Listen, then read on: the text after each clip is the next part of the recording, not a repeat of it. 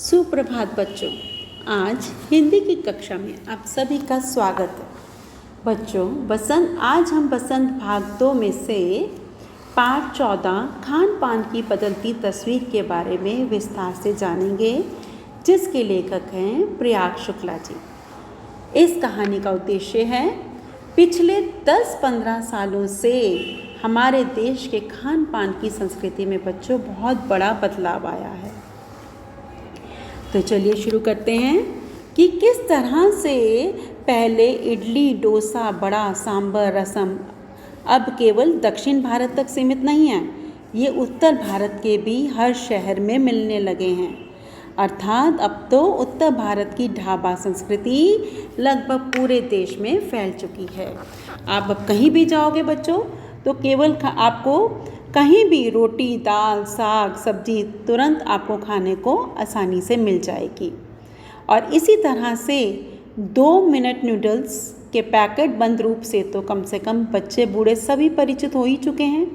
इसी तरह नमकीन के भी कई स्थानीय प्रकार अभी तक भले मौजूद हों, लेकिन आलू चिप्स के कई विज्ञापित रूप तेजी से घर घर में अपनी जगह बनाते जा रहे हैं। गुजराती ढोकला, गठिया भी अब देश के कई हिस्सों में बच्चों स्वाद लेकर खाए जाते हैं। और बंगाली मिठाइयों की केवल रस भरी चर्चा नहीं होती, वे कई शहरों में पहले की तुलना में अधिक उपलब्ध हैं। यानी स्थानीय व्यंजनों के साथ साथ अब अन्य प्रदेशों के व्यंजन पकवान भी हमारे हर क्षेत्र में आसानी से मिल जाते हैं। और मध्यम वर्गीय जीवन में भोजन की विविधता ने अपनी जगह बना ली है। पहले बच्चों अंग्रेजी राज में केवल अंग्रेज ही ब्रेड खाते थे, लेकिन आजकल ये जो ब्रेड है ये हर गांव में पहुंच चुकी है, हर घर में पहुंच चुकी है। और नाश्ते के रूप में लाखों करोड़ों घरों में ये सेकी और तली जाती है। खान पान की इस बदली हुई संस्कृति में सबसे अधिक प्रभावित नई पीढ़ी हुई है, क्योंकि जो पहले के स्थानीय व्यंजनों के बारे में बहुत कम जानती है और कई नए व्यंजनों के बारे में बहुत कुछ जानती है। स्थानीय व्यंजन भी तो अब घटकर कुछ ही चीज़ों तक सीमित रह गए हैं।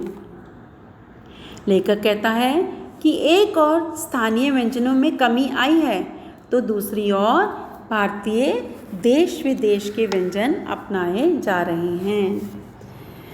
लेखक कहता है कि खान पान की संस्कृति देश प्रदेश और विदेश में भी पहुंच रही है।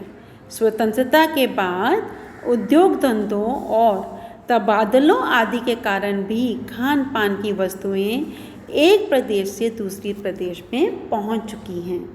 यह अच्छी बात है, लेकिन हमें अपने स्थानीय व्यंजनों की तरफ भी ध्यान देने की आवश्यकता है।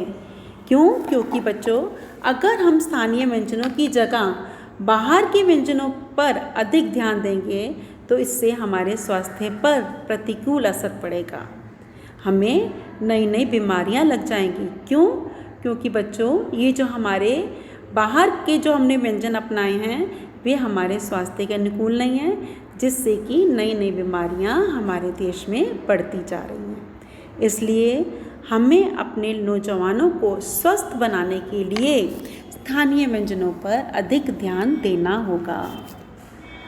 लेखक कहता है कि स्थानीय बाज़ारों में मिलने वाले व्यंजनों को आधुनिकता के दौर में हमने छोड़ दिया है और पश्चिमी व्यंजनों को अपनाया है, जो कि हमारे स्वास्थ्य के अनुकूल नहीं है। इसलिए हमें स्थानीय व्यंजनों को ही अपनाना है। खान पान की मिली जुली संस्कृति तेज़ी से बढ़ रही है, लेकिन इसकी समय समय पर जांच करवानी भी बहुत ज़रूरी है। तो बच्चों उम्मीद है कि आपको समझ आ गया होगा खान पान की बदलती संस्कृति का पूरा पाठ। इसके बाद बच्चों